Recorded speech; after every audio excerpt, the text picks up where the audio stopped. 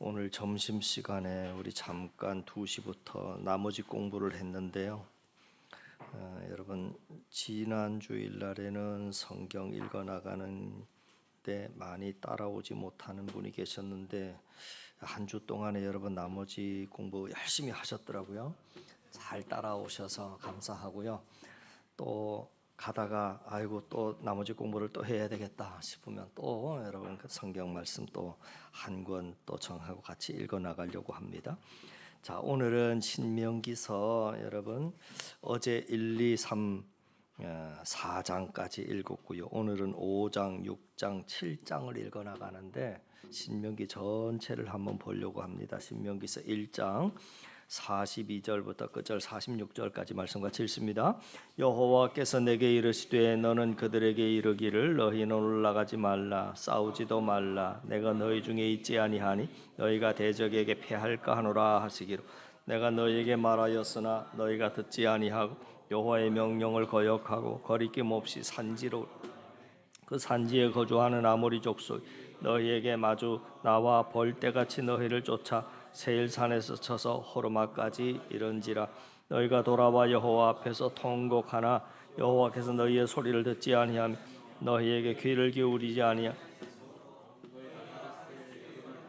머물렀나니 곧 너희가 그곳에 머물날 수대로니라. 아멘. 모세오경의 마지막 책인 오늘의 신명기서는 죽음을 눈앞에 둔 모세가 가나안 입성의 주역으로 성장한 이스라엘 새 세대에게 오직 하나님의 말씀에 순종하는 것만이 축복받는 길임을 교훈하기 위해서 지난날에 출애굽 역사를 상기시키고 하나님께서 이스라엘에게 주신 제반 규례와 율법을 새롭게 해석하고 적용시킨 책이 바로 신명기서입니다.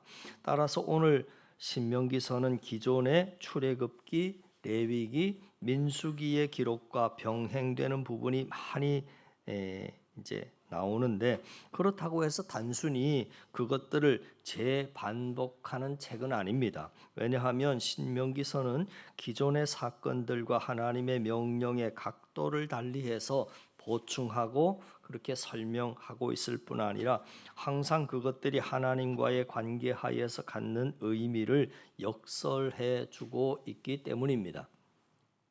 자, 그래서 이러한 신명기서는 이스라엘이 가나안 땅에 입성하기 직전 모압 광야, 오늘 오전 말씀에서도 모압 광야에 진치고 있을 때 모세가 그들에게 행한 크게 세 편의 설교로 이루어져 있습니다. 이 모압 광야에서 세 편의 설교를 하게 되는데 1편은 1장, 2장, 3장, 4장이 1편이고요. 2편은 5장부터 26장까지 그리고 3편은 27장, 28장, 29장, 30장까지로 구성이 되고 나머지 31장, 2장, 3장은 모세의 유훈 그리고 34장은 모세의 사별 이렇게 죽음으로 이루어져 있습니다. 오늘 그 첫 장은 그 중에 첫 번째 설교의 말문을 열고 있는 부분이죠. 간략한 머릿말 1, 2, 3, 4, 5절까지로 시작되는 오늘의 말씀에서 모세는 먼저 가나안 입성에 대한 하나님의 명령과 이를 위해서 반드시 필요했던 이스라엘의 행정과 군사 조직 정비 사건을 언급하는 대목이 6절부터 18절까지 그리고 곧바로 하나님께 반역했던 가데스 바네아에서의 이스라엘 불순종 사건이 19절부터 46절 끝절까지가 이제 회상이 되고 있는데 과거의 잘못을 되새겨 봄으로써 백성들로 하여금 다시는 뼈저린 전철을 밟지 않도록 하기 위한 목적에서였습니다. 여러분 오늘날에도 성도들이 시시때때로 죄의 유혹을 받지 않을 수 없는 시대를 우리가 살아갑니다. 그러나 하나님께 불순종한 결과 당한 이스라엘의 고통과 형벌은 우리로 하여금 악에게 지지 아니하고 온전히 하나님의 말씀에 순복하는 것이 얼마나 중요한 일인지를 새삼 깨닫게 해주는 것입니다. 한편 하나님께로부터 율법을 받은 자들은 40년의 이스라엘 출애굽 1세대들이었습니다. 그들은 시내 산에서 모세를 통해서 십계명과 제반 규례들, 성막과 각종 제사 제도에 대한 그러한 지시들을 상세하게 받았습니다. 그것들은 곧 이스라엘이 가나안 땅에 들어가 이 땅에 하나님의 유형 국가, 즉 신정 국가를 이룬 이후에 하나님의 선민으로 살아가는데 꼭 필요한 최소한의 생활 규범이 되었던 것이지요. 근데 불행하게도 정작 이를 마음에 새기고 지킬 뿐 아니라 후손들에게도 전수해야 할 책임자는 가데스 바네아에서의 하나님께 대한 반역으로 말미암아 40년 동안 광야에서 유리한 끝에 다 죽고 말았습니다. 그리고 가나안 입성을 눈앞에 둔 현재 남은 자들이란 출애굽 1세대 중 유일한 생존자인 여호수아와 갈렙, 당시 나이가 20세 이하였던 자들, 곧 광야 생활 중에 새로 태어난 자손들로 이루어진 출애굽의 2세대들 뿐이었습니다.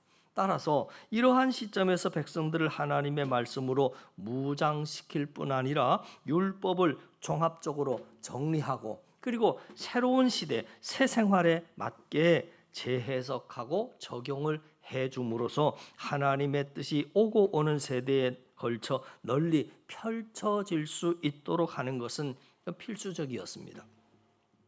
그래서 오늘 모세는 모압 평지에서 율법 설명하기를 이제 5절에서 시작하고 있는 겁니다. 어떤 면에서 성도는 보이지는 않지만 그러나 영원한 소망을 위해 육신의 모든 것을 포기하는 삶으로 현명한 사람이라 할 수 있습니다. 그렇지 못할 때 성도라고 하는 이름은 지녔지만 실제에 있어서 성도가 누릴 수 있는 기쁨과 감격과 또한 기업을 누릴 수 없습니다. 오늘 성경은 바로 이러한 사실이 참 잘 나타내 보여진다 할 것입니다. 실로 모세는 지금 40여 년 전에 가데스 바네아 사건을 회상하면서 그들이 왜 지난 40년간 광야를 헤매어야 했던가 하는 것을 말해주고 있습니다. 첫 번째, 그들은 광야 여정 동안 하나님의 약속보다 그들의 교만한 이성을 더욱 신뢰했다 하는 사실입니다. 이스라엘 백성들은 정탐꾼을 가나안에 파송했습니다. 이것은 인간적으로 지극히 지혜로운 처사였습니다. 그러나 엄밀히 따져볼 때 그들은 가나안 정탐꾼 요구는 두려워 말고 올라가 취하라 하신 하나님의 말씀에 상반되는 지극히 불신앙적인 요구였던 거지요. 실로 가나안이란 약속의 땅을 얻기 위해서는 가장 먼저 그들이 이성적인 판단보다는 가나안을 주시겠다고 하신 하나님의 약속을 더욱더 신뢰해야 했던 것입니다. 이제 우리는 교만한 이성에 의해서 하나님의 말씀이 무시되는 오늘의 이 현실을 슬퍼하며 진정 하나님의 말씀의 권위가 회복되기를 소원해야 할 것입니다. 둘째, 그들은 인간의 나약한 감정을 용감히 떨쳐버리지 못했습니다. 그들은 장대한 안악자손과 튼튼한 성곽만을 바라보고 그것을 기필코 주시겠다 하는 하나님의 약속의 말씀을 저버렸습니다. 실로 그들은 전쟁이 여호와의 손에 달렸기에 그들의 승리는 군병의 많고 적음과는 상관없음을 결코 깨닫지 못했던 것이지요. 결국 그들은 하나님 앞에서 자신들의 나약한 감정을 포기하지 못함으로써 심한 공포와 극한 절망에 떨어지고 말았던 겁니다. 누군가가 은혜는 고난이란 그릇에 담겨 있다라고 했습니다. 맞는 말입니다. 인간의 나약한 감정에 얽매인 사람은 그릇 안에 은혜를 보기도 전에 고난이라고 하는 그릇만을 바라보고 은혜까지 포기해 버리더라 하는 것입니다. 마치 정탐꾼의 보고를 듣고 장막 속에서 원망한 이스라엘 백성들과 참 닮아 있습니다. 실로 나약한 인간의 감정을 떨쳐버리기 전까지는 결단코 하나님께서 주시는 축복과 은혜와 즐거움을 누릴 수 없음을 우리는 두 번째로 기억해야 하는 겁니다. 세 번째, 그들은 사악한 불신앙을 포기하지 못했습니다. 인간의 이성과 감정을 하나님의 말씀보다 더욱 신뢰하고 우위에 두었던 사람들, 그들은 결국 불기둥, 구름기둥으로 백성을 안으시고 인도하셨던 하나님의 약속의 말씀을 붙들지 못하고, 다시 말해서 불신앙의 늪에 빠져서 그 자리에 주저앉아 버리고 말았습니다. 그들은 하나님의 인도하심을 받아 계속 전진을 했어야 함에도 불구하고 종되었던 애굽 땅과 약속의 땅 가나안 땅 그 사이에 머물러 움직이려 하지 않았습니다. 여러분, 구원받은 우리 성도들이 천성에 이르기 전에 이 세상에 오래도록 머물러 쉴 만한 곳은 없습니다. 여러분, 만약에 전진하기를 포기하고 머무른다라고 하는 것은 신앙인에게 있어서 중단한다는 차원을 넘어서 오히려 그것은 퇴보와 후퇴를 의미하는 겁니다. 신앙인에게는 세상을 기웃거리지 않는 전진하는 삶만이 요구될 뿐입니다.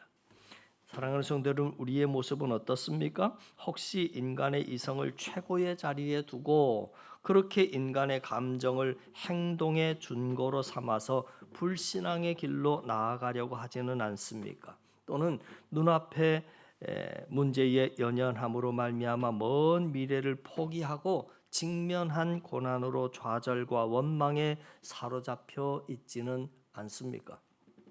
그러나 이제 그 모든 것을 떨쳐버리고 오직 우리에게 새 소망을 주시고 연약해진 무릎을 일으키셔서 새 힘을 더하시는 주님을 의지하여 전진하는 용기 있는 신앙인이 되어야 할 줄로 믿습니다. 오직 전폭적인 믿음과 순종으로 믿음의 그물을 던지는 오늘 한날이 되시기를 주님의 이름으로 축원합니다. 기도드립니다. 하나님 아버지, 오늘 나의 삶의 자리를 돌아봅니다. 믿음의 자리가 아니라 세상의 자리에 연연했던 추한 모습을 주님 십자가 앞에 내려놓기 원합니다. 직면한 고난으로 좌절과 원망의 시선으로 주님을 바라봤던 불신앙의 잘못을 주님 용서하시고 돌이켜 말씀을 붙잡고 주님만 바라보는 우리 한 사랑이 되게 하여 주시옵소서. 다시 한번 연약해진 무릎을 일으켜 세워 주셔서 기도의 자리, 말씀의 자리에 든든히 서가는 우리 모두가 되게 하실 줄을 믿사오며 예수님 이름 받들어 간절히 기도하옵나이다. 아멘.